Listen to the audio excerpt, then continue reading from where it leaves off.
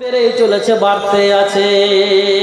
বলে বলো, কেউ কি এর ধর্ম গ্রহণ করার পরে, দিন কবুল করার পরে কেউ কি আবার বেদিন হয়েছে নাকি?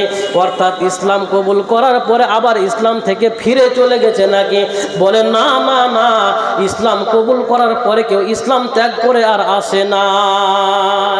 বলে বলো, যে লোকটা নবী বলে দাবি করেছে, এই লোকের ওপরে কেউ, এই লোকের ধর্ম গ্রহণ করার পরে কেউ অসন্তুষ্ট হয়েছে নাকি?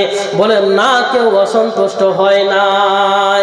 এবার বলো, ওই লোক তোমাদেরকে কিসের দাওয়াত দেয়, কি করতে বলে? বলো, বলে ওই লোক বলে এক আল্লাহকে মেনে নাও, আল্লাহ ছাড়া অন্য কাউকে ইলা বলে মানিও না, এক আল্লাহকে মেনে নাও এবং তোমরা চরিত্র গঠন করো, এক আল্লাহকে মেনে নাও, চরিত্র গঠন করো, নামাজ পড়ো, এই রকমের ওসিয়ত করে থাকে। এবার হেরাক্লিয়াস বলে, তুমি যদি সত্য কথা বলে থাকো, যতগুলো তোমাকে প্রশ্ন করলাম যদি সঠিক সঠিক তুমি বলে থাকো, তাহলে জেনে নাও আমি বাদশাহ বলতেছি, আমার পায়ের তলার মাটিও একদিন থাকবে না। আমি বাদশাহ বলছি, আমার পায়ের তলার মাটিও ওই লোকটা হয়ে যাবে, আমার পায়ের তলার মাটির মালিক হয়ে যাবে একদিন ওই মুহাম্মদ। আমি জানতাম যে এমন একজন ব্যক্তির আবির্ভাব ঘটবে, কিন্তু তোমাদের মধ্যকার হবে এটা আমি জানতাম না। যদি আমি জানতে পারতাম, যদি আমি ওই লোকের কাছে পৌঁছাতে পারতাম, যদি আমি তার কাছে সাক্ষাৎ করতে পারতাম, আহারে আমি তার কাছে যদি থাকতাম, আমি জল দিয়ে তার পাখানাকে ধুয়ে দিতাম। এত সুন্দর চরিত্রের মানুষ, এর বিরুদ্ধে গিয়ে লাভ নেই, এর বিরুদ্ধতাচরণ করে 5 পয়সা লাভ হবে না। আবু সুফিয়ান বলে, এই কথা বলার পরে বাদশাহ হেরাক্লিয়াস আমাদেরকে সেখান থেকে তাড়িয়ে দিল। যখন তাড়িয়ে দিল, এর কিছুদিন পরে আল্লাহ রব্বুল আলামিন আমাকে কবুল করলেন, ইসলাম আমার সৌভাগ্যে চলে আসলো। নবীজির কেমন চরিত্র ছিল, এমন চরিত্রের নবীজি, নবীজির চরিত্র এমন ছিল, নবীজির চরিত্রে স্বয়ং একজন বাদশাহ থরথর করে কাঁপে। বাদশাহ রোম সম্রাট হেরাক্লিয়াস বাদশাহ কাঁপে যে নবী মুহাম্মদ হয়তো আমার পায়ের তলার মাটিটাও কেড়ে নেবে। ও বন্ধু আমার, ভাই আমার, চরিত্রটাকে সুন্দর করেন, ব্যবহারটা ভালো করেন, মানুষের উপরে সহনশীল হন, মানুষের প্রতি দয়া দেখান, আপনার সমাজের মানুষ আপনার কথাতে স্রোতের মতো ভেসে আসবে। ব্যবহার উত্তম যদি করতে পারেন, মানুষ আপনার কথা শুনবে, মানুষ আপনার, যে কয়টা বাজলো, এটা একটা ঘড়ি কেন রাখেন নাকি, কটা?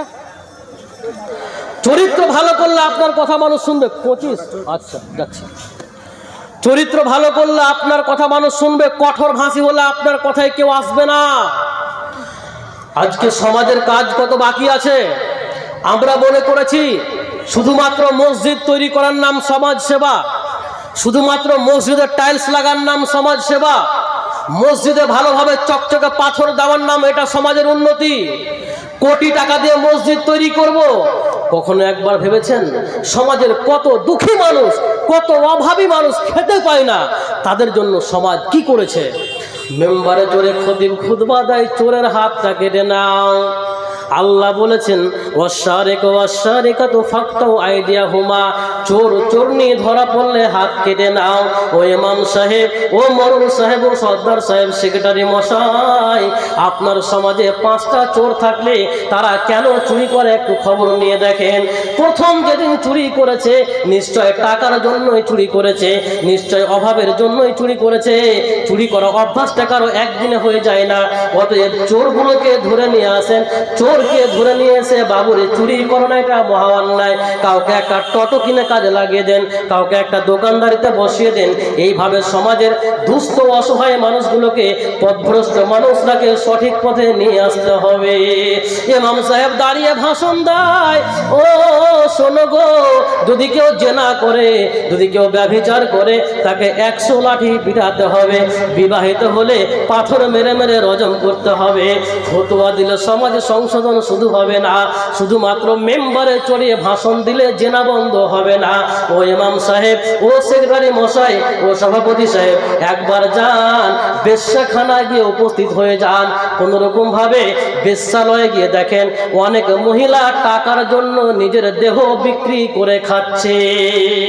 একটা মেয়ে তার যতটাই যৌন চাহিদা থাকুক না কেন, কখনো সে চাইবে না তার সঙ্গে একদিনে 10 জন 12 জন মিলনে লিপ্ত হোক, কখনোই চাইবে না একাধিক পুরুষ তার সাথে একদিনে জেনায় লিপ্ত হোক, এটা কেউ কখনো চাইবে না। অর্থাৎ একজন জেনাখোর, একজন জেনাকারিনী অবশ্যই সে টাকার জন্য বেশ্যালয়ে পড়ে রয়েছে। একবার গিয়ে খবর নেন, যদি সম্ভব হয় টাকা পয়সা দিয়ে তাকে ছুটিয়ে নিয়ে এসে একটা সুন্দর পাত্র দেখে তার বিয়ে দিয়ে দেন। তাকে সমাজ থেকে হেল্প করে তাকে অন্যায় থেকে তাকে ভালো পথে নিয়ে চলে আসে। কখনো ভেবেছেন এগুলো? কখনো ভাবি না সমাজের 10টা ফকির সারা জীবন ফকির থেকেই গেল, যারা চোর তো সারা জীবন চোর থেকেই গেল। সমাজ আপনাকে ভাবতে হবে। সম্মানিত সুধী, যেহেতু এটা মাদ্রাসার জালসা, নতুন মাদ্রাসা, এটা একটা সমাজের উন্নয়নমূলক একটা কাজ, শিক্ষার ভিত স্থাপন করা মাদ্রাসার জন্যই। যদি মাদ্রাসা হয় তবে মাদ্রাসা থেকেই শিক্ষার আলো জ্বলবে। যদি মাদ্রাসা না হয়, শিক্ষা ব্যবস্থা যদি সঠিক না থাকে, তাহলে ইসলামের আলো আপনি কোথাও খুঁজে পাবেন না। নবী মুহাম্মদ সাল্লাল্লাহু আলাইহি সাল্লাম যে আদর্শ সমাজ গঠন করেছিলেন, আদর্শ সমাজ গঠন করার তার আরেকটা ভিত ছিল, তিনি আহলে সুফফা অর্থাৎ সুফফা মাদ্রাসা তিনি প্রতিষ্ঠা করেছিলেন। যারা ইসলাম কবুল করত সেই সমস্ত সাহাবাদেরকে নিয়ে তিনি নিয়মিতভাবে তিনি ইসলামের চর্চা করতেন, তিনি দ্বীন শিখাতেন। যদি আজকে দ্বীনের চর্চা না থাকে তাহলে আদর্শ সমাজ গড়ে উঠবে না। অতএব আদর্শ সমাজ গঠন করতে হলে আপনাকে মাদ্রাসা প্রতিষ্ঠা করতে হবে, মাদ্রাসায় সুশিক্ষা দিতে হবে ছাত্রদের। আজকে বড় পরিতাপের বিষয়, আজকে যেই হারে মাদ্রাসা রয়েছে ছেলেদের জন্য, মেয়েদের জন্য সেই হারে মাদ্রাসা কিন্তু নেই, খুবই কম। অথচ আদর্শ সমাজ গঠনে, আদর্শ সমাজ প্রতিষ্ঠার জন্য একটা মহিলার বেশি ভূমিকা রয়েছে। আমি সেদিকটা হয়তোবা বলতাম, কিন্তু সময় খুব কম, আমি ওই দিকে আর যাব না। একটা মহিলার অনেক বেশি গুরুত্বপূর্ণ ভূমিকা রয়েছে একটা আদর্শ পরিবার গঠন করতে, একটা আদর্শ সমাজ গঠন করতে। যদি আপনার স্ত্রী যদি সুসভ্য না হয়, যদি আপনার স্ত্রী আদর্শ না হয়, যদি আপনার স্ত্রী শিক্ষিতা না হয়, তাহলে আপনার বিচক্ষণতা যতই থাক, আপনি যতই চালাক হন, আপনার এসব বাহাদুরি কিচ্ছু টিকবে না, সব ধ্বংস হয়ে যাবে। আপনার সম্পদকে, আপনার মেধাকে, আপনার বিচক্ষণতাকে, আপনার অশিক্ষিতা আপনার স্ত্রী যদি থাকে, সেই জলে ডুবিয়ে দিবে, আপনি পরিত্রাণ পাবেন না। অতএব আদর্শ সমাজ গঠন করতে হলে মহিলাদের শিক্ষার বেশি প্রয়োজন রয়েছে। অতএব মহিলা শিক্ষার জন্য মহিলা মাদ্রাসার দরকার রয়েছে। আপনারা এই মাদ্রাসার জন্য দ্বিধাহীনভাবে আপনারা মুক্ত হস্তে আপনারা দান করুন, বেশি বেশি করে দান করে আপনারা এই মাদ্রাসাটাকে প্রতিষ্ঠা করুন। আসুন, আচ্ছা আমি একটা দাবি রাখছি আপনাদের কাছে, এই মাদ্রাসার জন্য, নতুন মাদ্রাসা দেখি, নতুন মাদ্রাসা আনন্দগঞ্জ শুক্রবারে জামিয়া ইসলামিয়া লিল বানাত, এই মাদ্রাসার জন্য এমন কে আছেন 5,000 টাকা করে 10 জন দিবেন আমার হাতে। আসুন, নবী করিম সাল্লাল্লাহু আলাইহি ওয়াসাল্লাম বলছেন, মান তাসাদ্দাকা বিআদলি তামরাতিন মিন কাসবিন তাইয়িবিন ওয়ালা ইয়াকবালুল্লাহু ইল্লা তাইয়িব। যদি কোনো ব্যক্তি তার পবিত্র রিজিক থেকে এক টুকরো পরিমাণ সাদাকা করে, এক টুকরো খেজুর পরিমাণ সে দান করে, ওয়ালা ইয়াকবালুল্লাহু ইল্লা তাইয়িব, আল্লাহ রাব্বুল আলামিন পবিত্র ছাড়া কবুল করেন না। যদি পবিত্র মাল থেকে এক টুকরো খেজুর সাদাকা করা হয়, ইন্নাল্লাহা ইয়াতাকাব্বালুহা বিয়ামিনিহি, আল্লাহ সে দানকে ডান হাতে কবুল করে নেন। মাশাআল্লাহ, কি আছে এটা কাকু? পান। জাযাকাল্লাহ। আল্লাহুম্মা আপনার মায়ের জন্য, মায়ের জন্য আদর্শ সন্তান এই মজলিসে পাওয়া গেল, একটা পান দিয়ে গেল এই মাদ্রাসাতে। এটা খুবই মূল্যবান জিনিস। আমি চাই এই ধরনের দানগুলো খুব ভালো লাগে। আসুন, আপনারা যে যে উদ্দেশ্যে দান দিবেন আল্লাহ নিশ্চয় আপনার উদ্দেশ্যকে পূর্ণ করবেন। আল্লাহ তোমার যে বান্দা তার মায়ের নামে সোনার পান একটা পাঠিয়েছে, আল্লাহ সেই দানকে তুমি কবুল করে নাও, ইহকাল পরকাল সুখের করে দাও, বালা মুসিবত থেকে বাঁচিয়ে দাও, মাকে জান্নাতবাসী করো, তার মায়ের ওপর তুমি রহম করো, আর এই সন্তানকে তুমি চিরজীবন তুমি দিনের পথে টিকে থাকার তৌফিক দান করো। আসুন ভাই, খুব তাড়াতাড়ি আসুন। তো এক টুকরো খেজুর পরিমাণ যদি কেউ সাদাকা করে, আল্লাহ সেই খেজুর পরিমাণ দানটাকে ডান হাতে কবুল করেন। এরপরে কি করেন? আপনারা গরু ছাগল পুষে বড় করেন না, গরু ছাগলের ছোট ছোট বাচ্চাগুলোকে পুষে বড় করেন না? নবী সাল্লাল্লাহু বলছেন, সুম্মা ইউরাব্বিহা লিসাহিবিহি কামা ইউরাব্বি আহাদুকুম ফালাওয়াহু। আল্লাহ রাব্বুল আলামিন ওই খেজুর পরিমাণ দানটাকে ডান হাতে কবুল করে নেন, এরপরে ওই দানটাকে বৃদ্ধি করতে থাকেন, বড় করতে থাকেন। যেমন তোমাদের মধ্যে কোনো ব্যক্তি অশ্বসেবক অর্থাৎ ঘোড়ার বাচ্চাকে পুষে পুষে যেমন বড় করে, ঘোড়ার বাচ্চাকে পুষে পুষে যেমন বড় করে, এইভাবে আল্লাহ ওই দানটাকে বড় করতে থাকেন। কত বড় করেন? হাত্তা তাকুনা মিসলাল জাবাল, পাহাড় সম পরিমাণ করে দেন।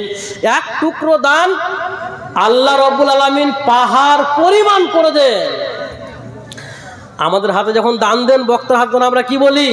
আল্লাহ 100 টাকা দিয়েছে, আল্লাহ তুমি 1 লাখ বলে কবুল করে নাও। 1000 দিয়েছে, 1 কোটি বলে কবুল করে নাও। এই বক্তা আপনার সব লস করে ফেলে দেবে।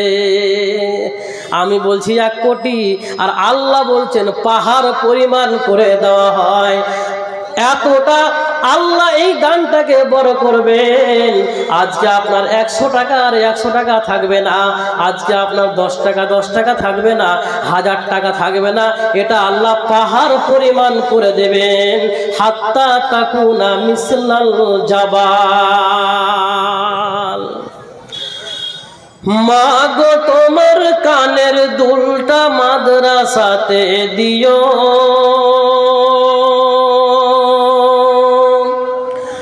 মাগো তোমার নাকের ফুলটা মাদ্রাসাতে দিও, এই পৃথিবীর বুকে তুমি জান্নাত কিনে নিও। বাবু, এটা ছোট বাচ্চা 100 টাকা দিয়েছে, আল্লাহ তুমি এই দানকে কবুল করে নাও। আল্লাহ যে উদ্দেশ্যকে পূর্ণ করে দাও, তার ভবিষ্যৎ তুমি আদর্শ করে গড়ে দিল। সন্তান, ছোট্ট বাচ্চা যেন সুশিক্ষা অর্জন করতে পারে। ওইদিকে চলে যাও, কোনদিকে চলে গেছি তো।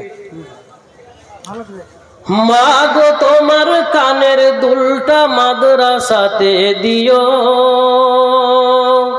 মাগো তোমার নাকের ফুলটা মাদ্রাসাতে দিও, এই পৃথিবীর বুকে তুমি জান্নাত কিনে নিও, এই পৃথিবীর বুকে মাগো জান্নাত কিনে নিও। একটি যদি দান করো মা, 10টি জমা রবে, কিয়ামতের কোটে মাগো ফেরত পেয়ে যাবে। একটি যদি দান করো মা, 10টি জমা রবে, কিয়ামতের কোটে তুমি ফেরত পেয়ে যাবে। এই কথাটা বলে রাখলাম, মাথায় তুলে নিও, এই পৃথিবীর বুকে তুমি জান্নাত কিনে নিও। মাগো তোমার সোনার দুলটা মাদ্রাসাতে দিও, মাগো তোমার নাকের ফুলটা মাদ্রাসাতে দিও, এই পৃথিবীর বুকে তুমি জান্নাত কিনে নিও। এই জগতে রেখে গিয়ে লাভ কিছু না পাবে, মরলে তোমার বউ বেটিরা ভাগ করিয়া নেবে। এই জগতে রেখে গিয়ে লাভ কিছু না পাবে, মরলে তোমার বউ বেটিরা ভাগ করিয়া নেবে। তোমার নামে দান দিবে না, তোমার নামে দান দিবে না, এটাও মেনে নিও। এই পৃথিবীর বুকে মাগো জান্নাত কিনে নিও, এই পৃথিবীর বুকে মাগো জান্নাত কিনে নিও। তোমার সোনা মনে রেখো, তোমার সোনা বিফল না যাবে, এক টুকরো দিলেও মাগো পাহাড় হয়ে রবে। মনে রেখো তোমার সোনা বিফল না যাবে, এক টুকরো দিলে মাগো পাহাড় হয়ে রবে। অন্তর থেকে দেব দোয়া, অন্তর থেকে দেব দোয়া, সেই সুযোগটা নিও। এই পৃথিবীর বুকে মাগো জান্নাত কিনে নিও। মাগো তোমার নাকের ফুলটা মাদ্রাসাতে দিও, মাগো তোমার সোনার দুলটা মাদ্রাসাতে দিও। এই পৃথিবীর বুকে তুমি জান্নাত কিনে নিও। একজন বাবাজি আমার 200 টাকা দান করেছে। আল্লাহুম্মা সাল্লি আলাইহি বারাকাল্লাহু ফি আহলিকা ওয়া মালিকা। আসুন আপনারা দেরি করিয়েন না।